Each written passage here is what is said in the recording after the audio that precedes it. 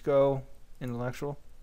You're exploring the playpen and are feeling very lively. Like a prize fighter, you grab hold of the playpen bars and shake back and forth, flexing your knees.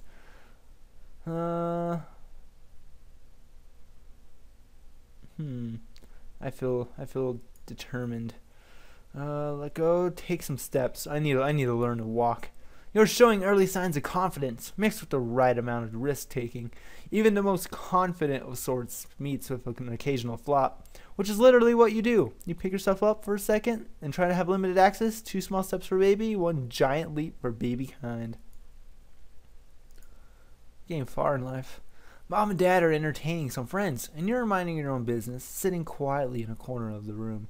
Suddenly, a man with a big nose and a shiny head puts his face right up to yours and says something in a loud voice. I mean, if he's gonna yell at me, I'm gonna yell back. Way! Your eyes bulge and your heart beats fast. You were startled. This is your first encounter for a person who is less than delicate in the social sense. Your dad comforts you, and your mom leads the man back to bother the adults. Was that Uncle Bill? You are sitting in your high chair, eating your lunch, which consists of crackers, strained peas, and a mug of milk. You are just learning how to eat with utensils. I'm curious. Pick up Super Duck plastic drinking cup. Try to use the spoon. First, you put the back end of the spoon in your mouth. Nope. You lift the cup with both hands and try blowing through the spoon as if it were a straw. Nothing happens. Keep playing with the spoon and cup. I'll figure this out. Curiosity and persistence are early signs of an inventive personality. One day during late childhood, you may find yourself attempting to rewire the electric hairdryer and have a shocking experience. For now, you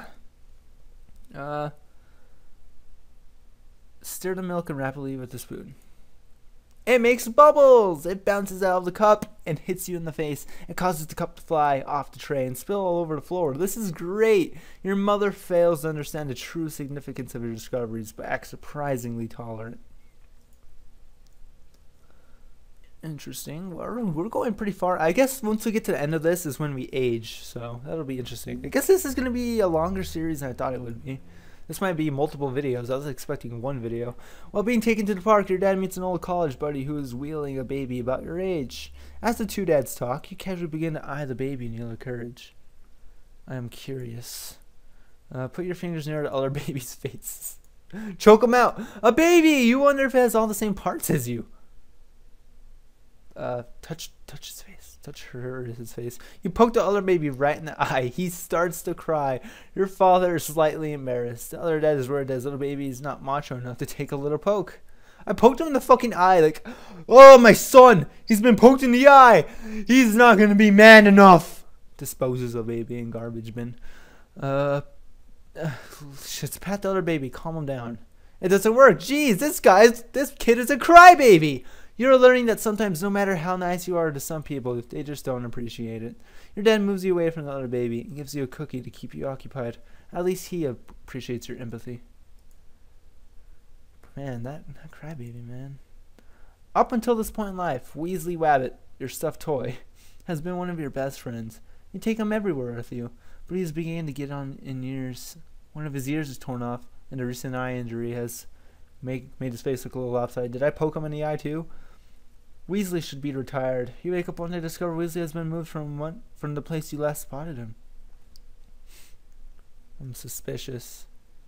I seek information. Where is he?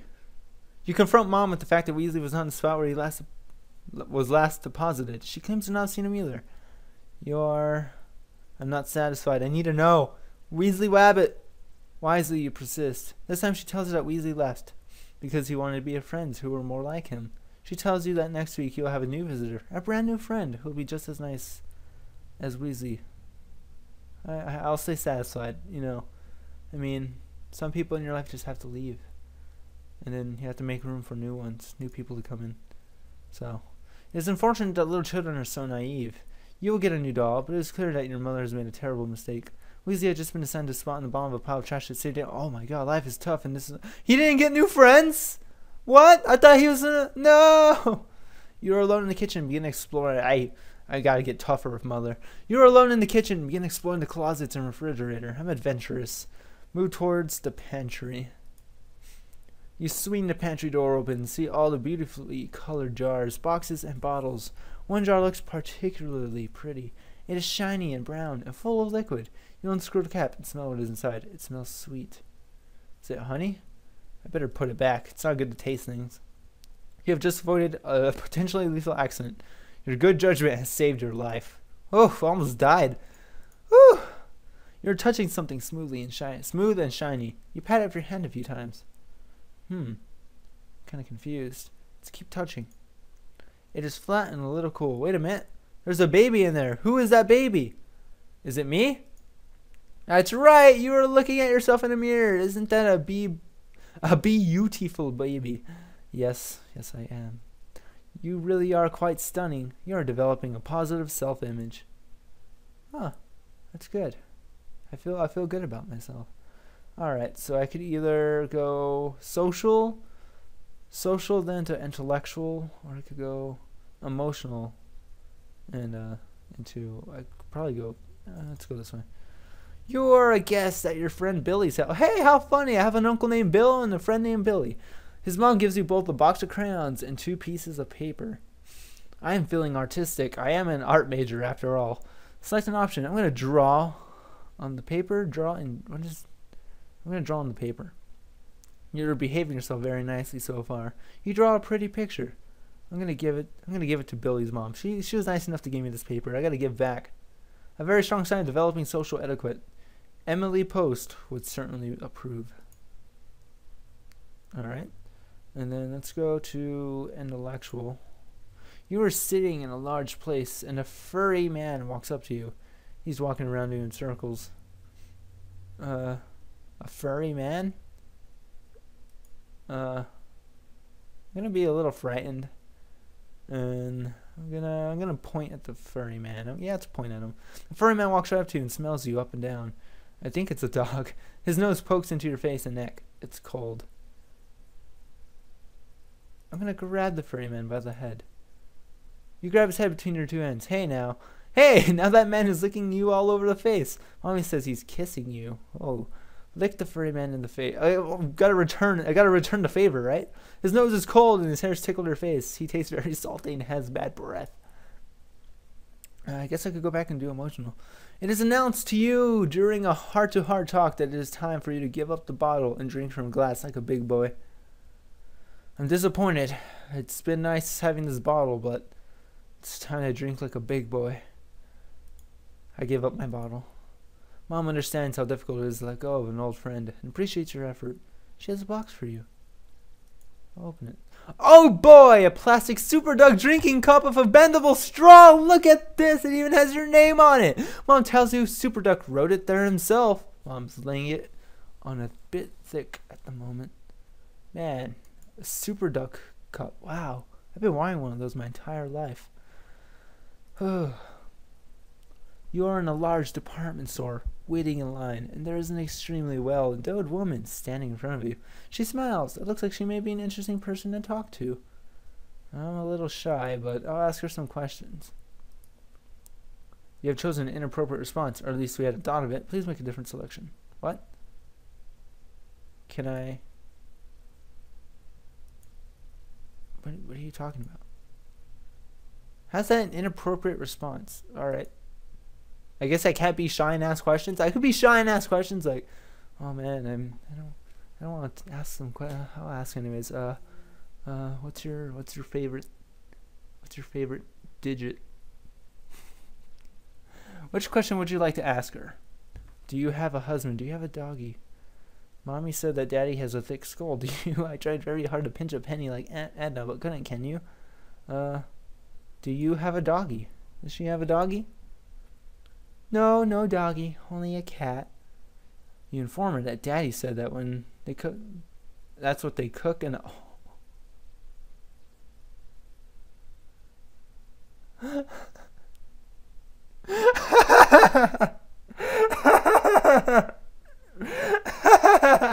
Oh my god, I'm a little racist. Or my dad is anyways. Perhaps you're interested in asking something else. Daddy says that. That's what they cook in the restaurant on the corner. Oh my god. I'm gonna stop asking questions right there. You have caused your mother enough embarrassment for the day. Oh my god. I wonder if I'm gonna be racist like Daddy. It's the type of thing I think about. Alright. Let's go here. You are alone in your parents' bedroom. There's a shiny silver quarter on the table. I feel honest. I'm gonna leave it alone. Mother's told me about taking money. This might have been a tough decision for you. At your age and even sometimes into adulthood, honesty is often less than clear cut. You might have figured that you had nothing to gain by stealing the quarter. You were right about that. You gained in the trustworthiness category. Oh, cool. At the end of this, I should check my stats. Or how often should I check these? I don't know. Let's keep going. Daddy said it's time to go to bed. I'm cranky and mad. I'm tired. I'm tired. No. I'll have to stay up a little longer. Dad explains how tired you are and what a busy day it'll be tomorrow. The same old line. He offers to carry you. When you get to your bedroom, you can ask him to tell you a story. I'll ask for a drink of water because I've been pausing this recording every now and then to take drinks of water. It's awesome. There's no game set or anything, so I could pause whenever I want and resume, and you guys won't even know. Like, I could have paused right there, and you guys won't even know. Did I pause right there? Huh. Ask for a drink.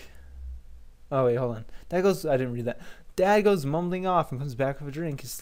You sip it very slowly, keeping one eye on Dad at all times. You finish it. I'll go to sleep. Good night, Dad. Good night, Dad says. I love you, son. My daddy loves me. It's Saturday morning, and Dad asks you to help with some chores. The Super Duck cartoon hour has just begun. Oh yeah. Alright. I feel cranky, but I'll go outside and help him, you know. Super Duck is forever anyways. You go outside reluctantly and mope around. You move around a lot and touch things that you shouldn't. Dad gets impatient trying to watch you and do work at the same time, so he sends you back in the house. Alright. Thanks, Dad. I'm glad I could help. You're in a sandbox, playing with your favorite toy. A larger, stronger child pulls it away from you and screams, "Mine!" Oh, hell no! Oh, hell no! The child seems much stronger than you, fuck. He puts 3 fingers in your mouth and tries to push you away. He is holding the metal toy above your head. Try to fucking bite the kid! Crash! The metal toy comes down right... Oh my god! He's beating the shit out of me! I'm covered in blood. His mother takes him away before the other prince could tell what happened. He was a problem child with very aggressive tendencies. He has done this to other children too. You were treated unfairly. Holy shit! I just got kicked the shit out of. Holy fuck! I'm just a cute little toddler. Just wait till I'm older. Fuck that kid up. Time to feed the fish. We have piranhas. They're eating your face. Imagine. Time to feed the fish. You pinch a small amount of fish food between your fingers and tap on the glass. There's no sign of Gabriella. Huh, where's Gabriella? Let's look for Gabriella. We gotta find her. You put your hand in a fishbowl and look for Gabriella. She is stuck under a rock. She is stiff and her eyes are puffed out. You think that she might be sick. Oh, Mom! Gabby floats up to the surface from under a big gray rock. Her eyes seem very puffy and her body is stiff. You're relieved to see she hasn't jumped out of the bowl. What's wrong, Gabby? Mom stutters through the answers to your question. She's uncomfortable and sad. Mom explains that Gabby can't swim anymore. Mom says she's dead and that she's gone away. How can that be? She's right there! What is dead, you wonder? You're confused. Mom says that Gabby has to be taken out of the bowl. Alright, we'll flush her down the toilet. Even though Mom has a sad face, you giggle at the thought of Gabby swimming in the bowl. You wonder if she will tickle you the next time you go to the bathroom. It isn't a real laugh, but you don't know what else to do. Man, I want to look at age really quick. You're still infancy, alright. I just didn't know if it'd say like toddler or something. Since I could talk and stuff now. You're in the backseat of a car during a very long ride. I'm tired. Whew. Let's ask some questions. Are we almost there? When do we eat? That's something I'd usually ask. In a little while. Alright, let's go to sleep. You fell into a deep sleep and get carried out of the car by Dad. I thought I fucking rolled out of the car for a second. Your mouth feels dry and you're very groggy. You were smart to not make a pain in the neck of yourself. You have just passed through infancy! A brief look at your life up to this point shows the following. Your family life has been positive and nutrient, and as a result, you have begun to form. Oh my god, I've gone through like 25 minutes of this, and I've been talking pretty fine. And then I get to this, and I'm like, I'm having a fucking stroke. Positive and nurturant, and as a result, you have begun to form the critical bonds that are important during this phase of life. Physically, you have been a healthy baby. Socially, during this phase in life, nothing much is really expected of you. After all, you're still much too young to grow a successful cocktail party, and frankly, anyone who dribbles on himself probably wouldn't make the ideal dinner guest. However, by now, there are some things you should have mastered. Your progress in this area shows you have been the type of child who charms the lollipops off people. You have been the type of child who is huggable and gets his cheeks pinched by old ladies with red lipstick. Fact. Now, regarding your emotional and personality development, what a trustworthy lad you're turning out to be. You'll probably join the Boy Scouts of America in the next module. On the one hand, your trustworthiness is a desired trait. On the other, I'm curious why you don't explore your environment a bit more. Get into things a bit. For instance, haven't you ever wondered what that zipper on the side of your mother's pillow is for? Well, then unzip it! Your thoughtfulness characteristic really doesn't count for much in this module. Most children often find themselves at the mercy of their whims and impulses. You are allowed to be cranky now. People will tolerate much better than when you are a teenager. Then your whining and carrying on will seem much more objectionable. One thing about your character that has tendency to put people off is your aggressiveness. You're the type of baby who likes to pull on loose pieces of clothing, hair, and any bulbous fleshy object that comes within your reach. You're going to have to learn the meaning of make nice. I grabbed that one toy from that kid that he took from me. I was defending myself. That wraps up your status for the first module. I hope you like yourself. If not, you can always try to improve yourself in the modules to come. There's plenty of time. Oh, well, time to carry on into our next stage of life in the next video.